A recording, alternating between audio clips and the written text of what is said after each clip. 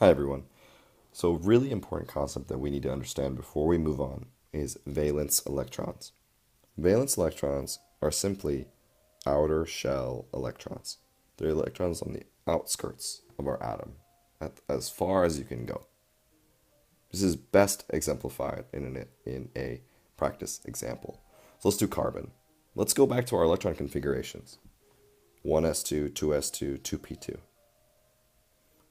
If I draw a quick atom, there's our first energy level. And if we look, we see that 1s has 2 electrons. So I draw 2 electrons. I also see that I have a second energy level for 2s2 and 2p2. That has a grand total of 4 electrons. 2 plus 2. So my total number of valence electrons is 4. So one more example. Let's do argon. So argon, if I look at the periodic table, is 1s2, 2s2, 2p6, 3s2, 3p6. So I draw my quick atom, and I see 2 electrons in the first, 8 electrons in the second, 2 plus 6, and again, 8 electrons on the outside of energy level 3. So it's got 8 valence electrons. But this sucks, right? I don't want to do this every time I'm looking for the number of valence electrons. One really easy way to do it is to first get out your periodic table, and we're going to label it once again. So one way to do it is to look at our periodic table and we see, well, everything in this column is 1s1 or 2s1 or 3s1. It's s1.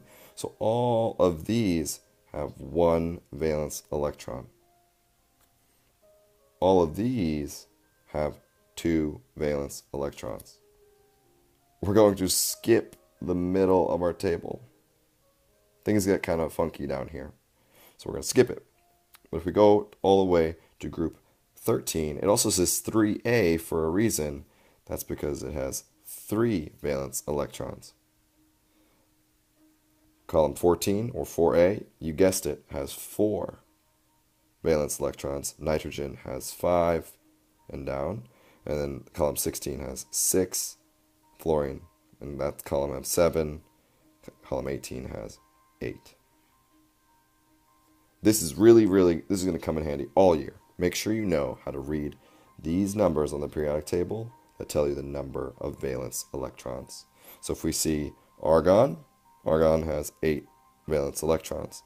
Carbon has 4 valence electrons.